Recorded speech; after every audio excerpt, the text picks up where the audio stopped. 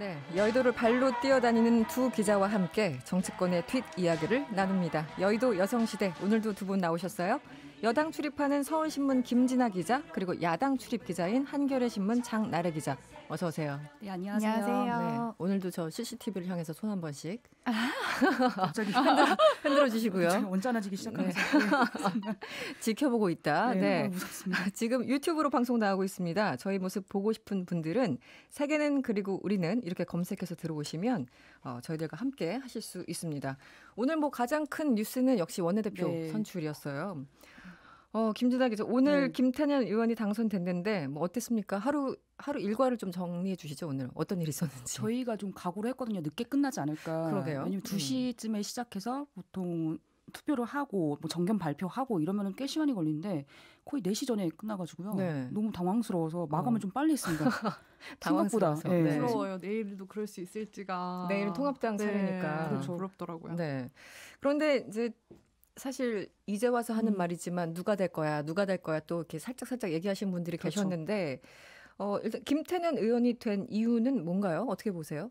저는 이번에 좀 맞췄고요. 맞췄군요. 맞췄습니다. 처음으로. 증빙할 수 있습니까? 제가 열심히 회사에 떠들고 다녔기 때문에 그래요? 네. 맞췄고요.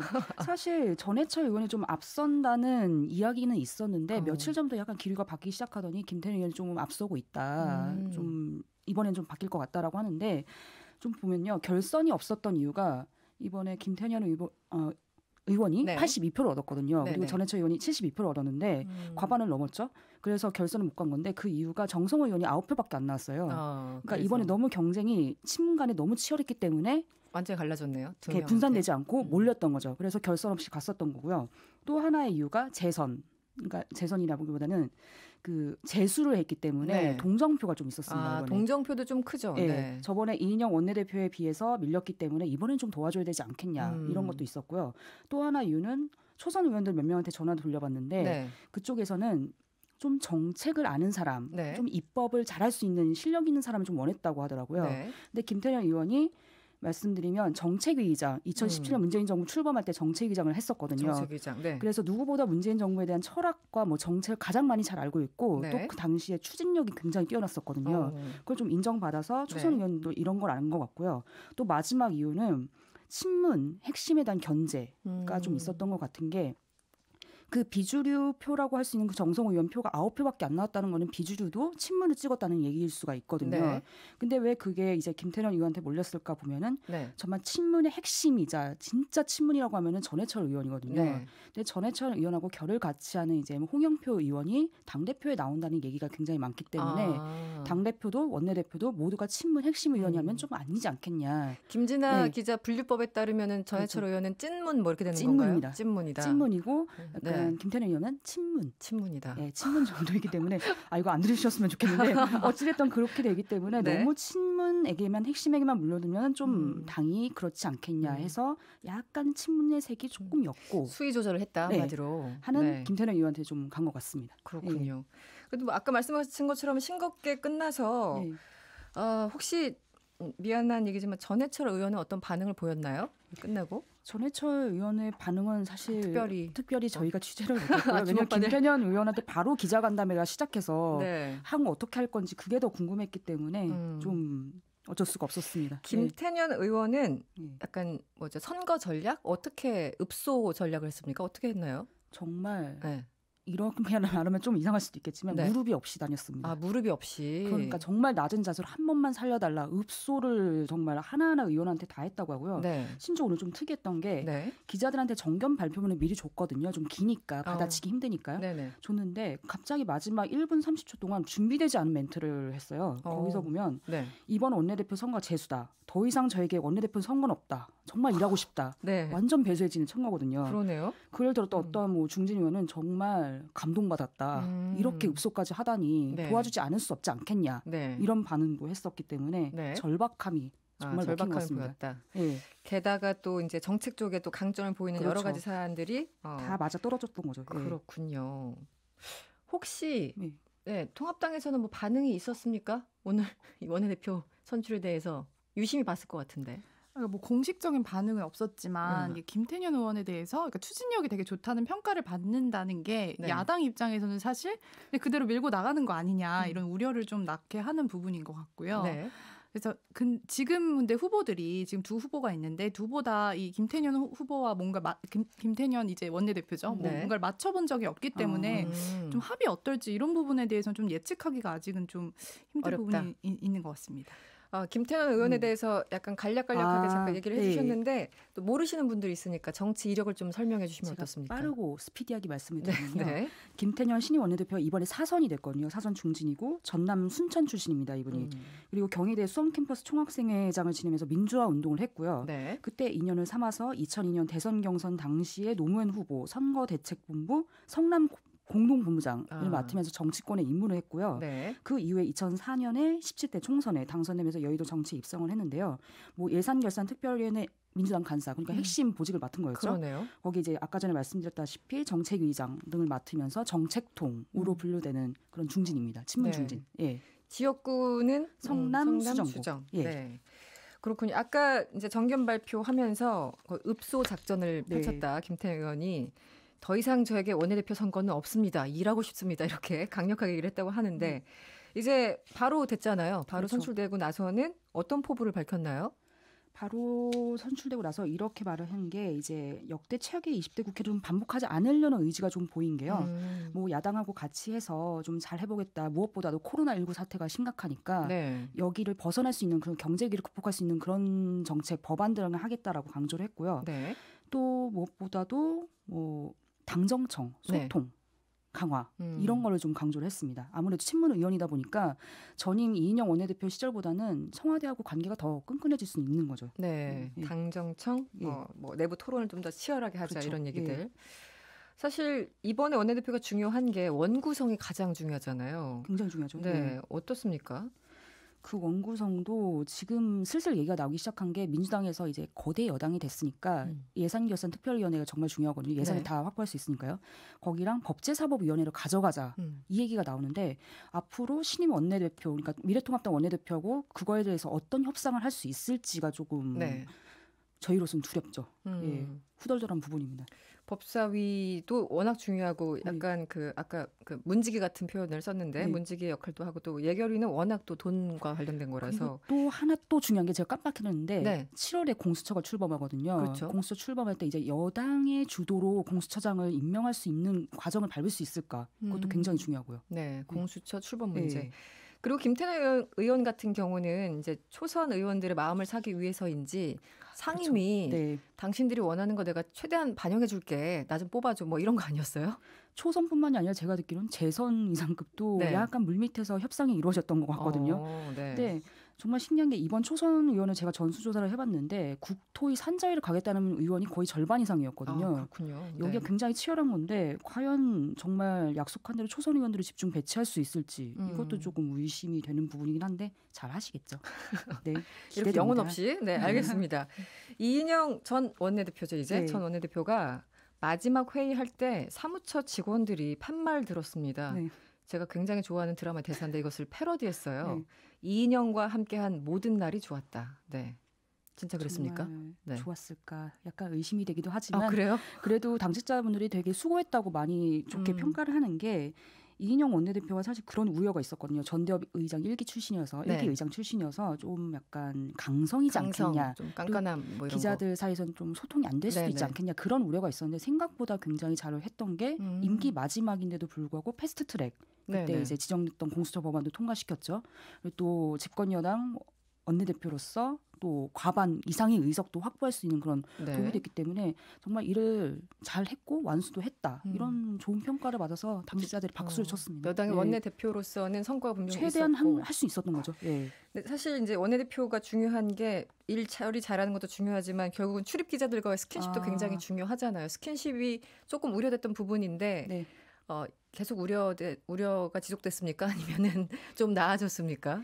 제가 이렇게 뭐라고 말씀드리지 이제는 말할 수 있다. 표정으로 말씀하신 거 네, 제가 표정으로 말씀드린 것 같고요. 이래서 여러분들 유튜브를 보셔야 됩니다. 정말 야당 출입 기자들도 사실 좀 무섭다고 해야 되나? 네, 맞아요. 이인영 원내대표가요. 네, 야당 출입 기자들이 이렇게 스킨십 할 일이 많진 않은데 그렇죠. 원내대표 회동 같은 걸 하면 저희 당 원내대표가 나오거나 이러면 이제 같이 챙기게 되는데 약간 좀 화가 났나? 이렇게 느끼게끔 답변을 해서 저희는 잘 모르니까 되게 지금 화난 상황인가 보다 뭐 이렇게 생각하기도 하고 약간 정말 장난을 계속 정확하게 본 거고요.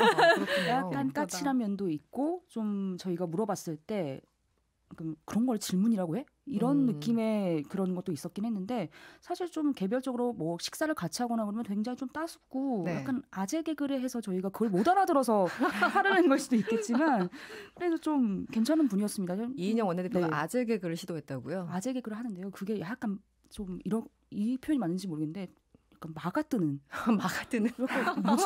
지금 개그를 한 건가? 뭐 약간 그런 느낌이었는데 어느 지점에서 우리가 웃어줘야 되는 그런 게 있는데 그게 본인 나름으로서는 정말 최대한의 유머러스함 약간 좀 같이 하고 싶다 뭐 친해지고 싶다 해오신 거네요. 그런 느낌이었는데 저희가 끝내 못 알아들었죠. 알겠습니다. 이제 김진아 기자 잠시 쉬시고 통합당 얘기를 좀 해볼까요? 통합당 원내대표 경선 내일 하죠. 네. 원래 한 너댓 명 정도가 얘기가 나왔었는데 어떻습니까? 그러니까 출마 선언은 4분이 했었는데 이제 민주당과 좀 다른 점이 2인 1조로 저희는 출마를 해야 되는 이제 규정이 있어가지고 정책위의장 같이 원내대표 출마자는 반드시 이제 정책위의장과 짝을 이뤄서 나가야 되는데 항상 원내대표 선거 때마다 짝을 찾는 게 쉽지 않아서 그것 때문에 중간에 이제 출마를 포기하는 경우가 많고 이번에도 사실 짝을 좀 구하지 못한 분들이 계셔가지고 특히 지금 두 분인데 김태흠 의원하고 이명수 의원이 이제 드롭을 했는데 그 과정에서 충청권 의원이잖아요, 둘 다. 두 분 다. 그렇죠. 네네. 근데 이제 사실 좀 승기를 잡으려면 영남권 의원들이 많다 보니까 영남권 이제 정책위 의장을 구해야 되는데 그것 자체가 좀 쉽지 않았거든요. 그러니까 주호영 의원이 이제 대표적으로 나가기 때문에 좀 그 반대하고 이제 나가기가 좀 어려운 상황들이 있어서 영남을 대표하는 주호영 의원이 나가니까 뭔가 반대하는 것처럼 느껴지기도 부담스러워하더라고요. 그래서 끝내 구하지를 못해서 이제 두 분이 이제 드랍을 하셨어요. 러닝메이트를 구하지 못해서 드랍했다라는 게 얼핏 이해는 좀 안 가긴 하는데 이게 굉장히 좀 서로 내부의 정치가 있기 때문에 좀 그런가 봐요. 서로 민감하게 반응을 해서 내가 나갈 때 상대방이 어떻게 생각할 것인가 이런 것들. 그렇죠. 지역을 또 안배해야 되고 이게 그냥 뭐 아무나 나가자 이렇게 할 수도 없는 문제이기도 하고요.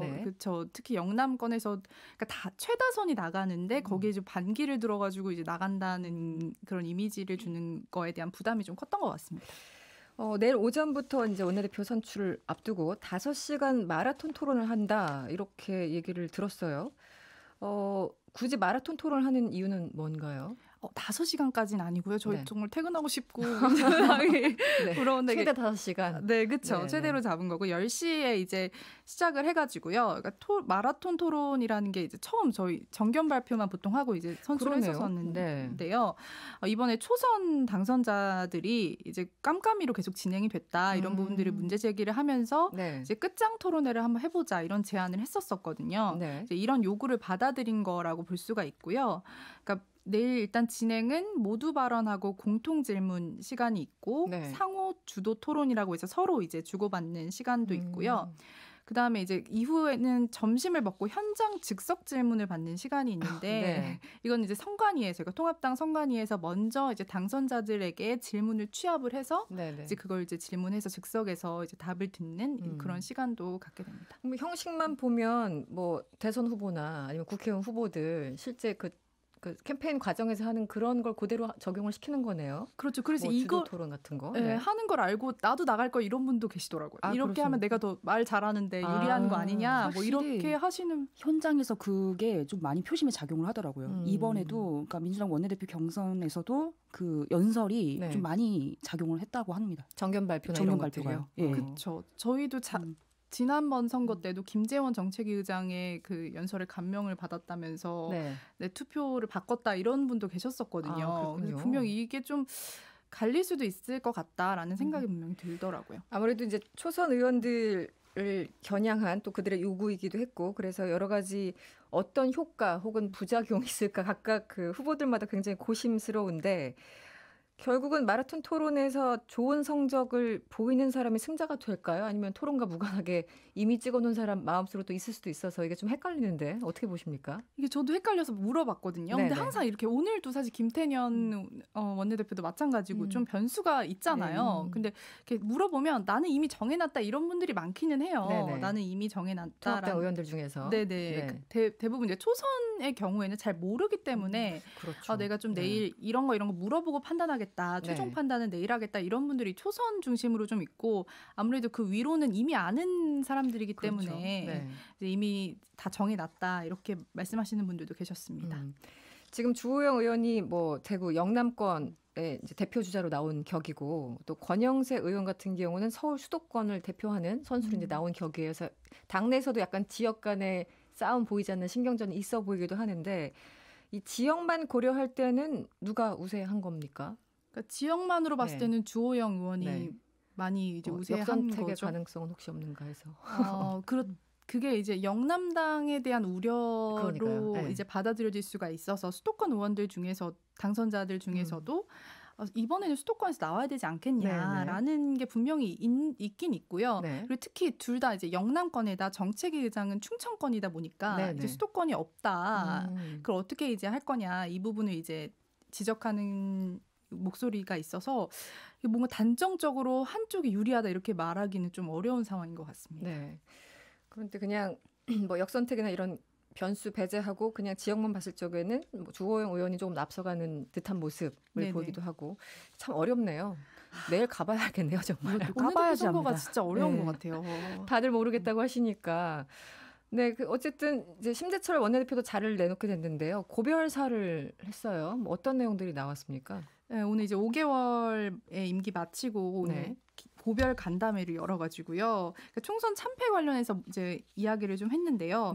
원인을 그 정부 여당의 매표용 현금 살포다 뭐 이런 얘기를 해서 다른 데로 좀 그 남 탓하는 게 아니냐, 패배 원인을 뭐 이런 좀 비판을 받기도 했고요. 가장 큰 영향을 미쳤던 게 매표용 현금 살포다. 네네, 정부 여당이 뭐 이제 아동 수당을 뿌리고. 뭐 50%로 처음에 이제 지원금 지급 대상을 잡았었는데 그걸 이제 70%로 했다가 다시 이제 전 국민으로 확대하고 이런 일들을 했다. 이걸 가장 큰 원인으로 분석을 하면서도 황교안 전 대표도 언급을 했어요. 그러니까 공천 과정에서의 좀 문제점들을 언급을 하면서 황 대표의 리더십도 이제 총선 패배에 좀 영향을 미쳤다라고 이야기를 했습니다. 알겠습니다. 이 분석 뭐 여러 가지 차원에서 분석을 했을 텐데 알겠습니다. 그리고 슈퍼 여당이 이제는 나옵니까? 더불어민주당이 비례정당인 더불어시민당과의 합당 여부를 묻는 투표를 진행하고 있죠. 그게 어떤 상황인가요? 새벽 6시부터요. 내일 새벽 6시까지 24시간 동안 하고요. 그리고 온라인으로 권리당원만을 대상으로 해서 진행을 하는데 이게 절차를 보면 합당 결론이 나오게 되면요. 12일 중앙위원회 통해서 합당 결의를 하고요. 그 다음에 15일까지 합당을 최종 의결하고 중앙선관위 합당 신고를 하면 합당이 됩니다. 절차만 본다면 이번 달 안에 충분히 다 해결할 수 있는 거네요. 그러면 투표권을 지금 권리당원이 한다고 하셨죠? 그럼 대략 인원이 얼마나 되나요? 권리당원이 정확하게 숫자 규모가 파악은 안 되는데 대충 저희가 알기로는 80만 명 정도 되고요. 이 권리당원이라는 의미가 그냥 가입만 하면 되는 게 아니라 실제로 당비를 내야 됩니다. 그렇죠. 그런 정말 진성 당원들만 투표를 참여해서 이번에 결론을 냅니다.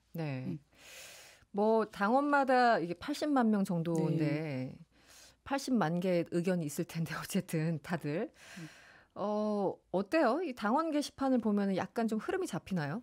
저 당원 게시판하고 잠깐 짬을 내서 당원 게시판과 문재인 대통령 지지자들이 모인 카페를 좀 인터넷 카페를 봤거든요. 그러면 저는 당연히 다 뭐 합당해야지 이렇게 나올 줄 알았는데 그게 아니었던 게 일부에서 이런 의견이 나오는 게 더불어시민당 합치면 안 된다. 왜냐하면 별도의 제2야당, 그러니까 여당 편에서 들어줄 수 있는 제2야당이 필요하다라는 의견이 있더라고요. 왜냐하면 조만간 이제 공수처 출범해서 공수처장을 임명할 수 있는 그 과정에서 그 제2야당의 역할이 굉장히 좀 크거든요. 중요하거든요. 그걸 위해서라도 남겨야 되고 또 미래통합당하고 미래한국당하고 지금 합당하려고 하는 움직임이 안 보이는데 저들의 행동을 보고 나서 우리도 결정을 해야 되지 않겠냐. 우리도 이득에 따라서 움직여야 되지. 무슨 뭐 도의적이고 이런 게 무슨 소용이 있냐. 이런 의견도 좀 만만치 않은데. 그렇습니까? 그래도 합당은 할 것 같습니다. 그래도 합당한다. 합당이 될 거라고 대부분 뭐 그러니까 민주당 출입하는 김진아 기자처럼 출입하는 기자들도 네. 대부분 그렇게 바라보고 있는 거군요. 지금 상황은. 그게 이렇게 뭐 합당하면 안 된다라고 말하는 건 정말 제가 판단했을 때는 문재인 대통령 지지자들의 일부 정도로 보이고요. 일부가 그래도 목소리는 큰 법이니까요. 그렇죠. 하지만 네. 대다수 이제 80만 명 중에서는 또 이제 뭐 중도 온건하신 분들도 계시기 때문에 그분들이 봤을 때도 이건 좀 꼼수 정당이라는 거는 모두가 다 알고 있기 때문에 합당해서 차라리 거대 여당을 만들어서 힘있게 나가는 게 더 낫지 않겠냐라는 의견이 더 많을 것 같습니다. 네, 통합당 출입하는 우리 장나르 기자, 어떻게 되는 거예요? 통합당, 한국당 합당을 하는 건가요? 안 하는 건가요? 저 매주 똑같은 답변밖에 못 드려가지고 제가 매주 질문을 드리고 있어요. 막 고문을 하고 있어요, 제가. 내일 그래도 원내대표 선거가 이제 네. 열리면 네. 원내대표가 뽑히고 나서는 이제 더 이상 미룰 수 없을 거라고 보는데 정말 상황이 너무 똑같아요. 아무도 의논을 할 사람이 없는 상황이 계속 이어지고 있고요. 네. 그래서 내일 근데 지금 두 후보 다 합당을 해야 된다라는 방향이거든요. 네, 지금 후보 원내대표 후보가. 네네네. 네. 그래서 합당 쪽에 좀 무게가 실리지 않겠냐 이런 전망도 있는데 끝까지 좀 실리를 따질 것 같다라는 분석도 분명히 있는 것 같습니다. 이게 이제 시간이 흘러도 분위기가 이제 두 가지가 있는 거잖아요. 뭐 어차피 될 거니까 별 신경 안 써 이런 분위기 혹은 혹시 모르니까 최대한 시간을 좀 끌어보자 이런 분위기는 굉장히 이제 극단적인 상황인데 당내에서는 어떤 것 같아요? 그러니까 당장 할 거 있냐 사실 이런 분위기가 급할 좀 거 없어 이런 거예요. 어쨌든 지금 지도부 없는 핑계도 사실 좀 네. 있었었고요. 그걸 당장 원구성 전에 해야 되는 꼭 이유가 있는 건 아니지 않냐라는 그러니까 차차 합당하는 방향으로 가야 되지 않겠냐 이런 쪽의 의견에 좀 무게가 실리는 분위기이긴 합니다. 네. 그 원구성 과정에서 굉장히 좀 복잡해지겠네요. 통합 전과 통합한 이후 이게 좀 달라질 텐데. 그렇죠. 알겠습니다. 네, 다음 주에도 또 고문을 한번 해보겠습니다. 제가요. 다음 주에는 뭐라도 취재를 해보도록 하겠습니다. 답을 가지고 와 막 이러면서. 알겠습니다. 그리고 이것도 한번 얘기를 해볼까요? 안철수 국민의당 대표가 야권을 향해서 합동 총선 평가회를 열자 이렇게 제안을 했잖아요. 네네. 이제 이 제안을 근거로 통합당 이준석 최고위원이 이런 얘기를 합니다. 미래한국당과 국민의당이 연합 교섭단체를 구성할 가능성이 있다 이렇게 주장을 했어요. 어떻습니까, 장나래 기자? 아직 막 구체적인 움직임이 포착되고 이런 단계는 아닌 것 같은데 확실히 분위기를 안철수 대표가 계속 띄우고 있는 건 맞거든요. 네. 연일 좀 띄우면서 전에는 사실 한성교 미래한국당 대표 시절에 통합을 제안했을 때는 정말 칼같이 통합 없다고 거절했었죠. 네. 즉각 대응을 했었던 거와 달리 지금은 이제 부인을 하지 않고 있어요. 일단 그 전부터 굉장히 이제 야권 연대를 좀 시동 걸고 있는 게 아니냐 이런 분석이 많고요. 실제로 대선 전에 좀 정계 개편이 이루어질 수밖에 없는 측면이 있기 때문에 그 전에 이제 어떤 식으로든 물론 이제 안철수 대표 입장에서는 형제당과의 통합보다는 이제 본당과 무엇을 좀 하려고 하지 않겠냐 이런 관측이 있지만 아직 뭐 구체적으로 뭐 움직임이 눈에 띄거나 이런 상황은 아닙니다. 이게 좀 연동이 돼 있네요. 예를 들어 미래한국당과 국민의당이 같이 뭔가를 한다면 이게 또 통합당과의 합당에도 약간 변수가 될 수도 있고 여러 가지 좀 이게 있네요. 시나리오별로. 저 지금 그 미래한국당 당선자들 중에서도 국민의당이랑 해야 된다 이런 주장이 사실 있거든요. 네네. 그러니까 중도층의 표를 지금 못 얻었기 때문에 통합당하고 굳이 합쳐야 되냐 이런 주장이 있기 때문에 그렇군요. 네, 사실 그리고 지금 그러니까 안철수 대표도 원외잖아요. 그렇죠. 그렇다 보니까 이제 계속 정치 활동을 하기에는 아무래도 교섭단체를 만들어서 이렇게 하는 게 좀 무대가 넓혀질 수가 있는 측면이 있기 때문에 그런 것도 좀 고려가 될 것 같습니다. 국회 뭐 의장, 부의장 얘기 나오는 사람들이 좀 있나요? 김진아 기자. 혹시? 국회의장 후보는 박병석 의원. 네네. 지금 제가 깜빡한데 6선 정도 된 거 알고 있고요. 네네. 그다음에 이번에 5선이 된 김진표 의원이 경쟁하는 걸로 있고 또 부의장은 민주당에서 특이하게 여성 몫을 가져가야 된다 반드시 이번에. 그래서 김상희 의원이 지금 4선이 됐는데 열심히 뛰고 있습니다. 아 그렇습니까? 네, 그리고 심지어 여성 의원들이 집중적으로 몰아주는 느낌으로. 네, 이번엔 최초의 여성 부의장을 민주당에서 나와야 된다. 그리고 보니까 부의장도 여성이 없었네요. 네, 없었습니다. 생각보다 저도 당황했는데 없더라고요. 하긴 국회의원 자체가 그렇게 뭐 이렇게 포션이 크지 않으니까. 그리고 여기도 유리천장이 좀 있기 때문에 실제 좀 그렇죠. 그런 게 있죠. 네. 그나저나 짧게요. 이 부동산 관련 의혹으로 논란이 된 양정숙 당선인 민주당과 시민당이 고발장을 검찰에 제출했더니 양정숙 당선인이 시민당을 맞고소한 상황입니까 지금? 네, 맞고소를 했고요. 어저께 이제 더불어시민당이 부동산 실명법 위반 뭐 이런 혐의로 양정숙 당선자를 검찰에 고발을 했는데 여기에 양정숙 당선자도 지지 않고 더불어시민당이 KBS의 개인정보가 포함된 문건을 유출했다. 이런 혐의로 또 더불어시민당과 KBS를 맞고소를 했습니다. 네. 그리고 오늘은 또 더불어시민당이 양정숙 당선자의 재심 신청을 기각을 했고요. 최종 제명 확정을 했고요. 지금 뭐 흐름이 이렇습니다. 굉장히 좀 살벌하네요. 지금 여러 가지 흐름들이. 엉망진창인 것 같습니다. 엉망진창이다 한마디로. 알겠습니다. 오늘은 여기까지 해야 되겠네요. 지금까지 여의도 여성시대였고요. 야당 출입 한겨레신문 장나래 기자 그리고 여당 출입 서울신문 김진아 기자와 함께했습니다. 오늘 고맙습니다. 네, 고맙습니다. 여러분의 퇴근길을 꽉 채워드립니다. 평일 저녁 6시 5분 이승원의 세계는 그리고 우리는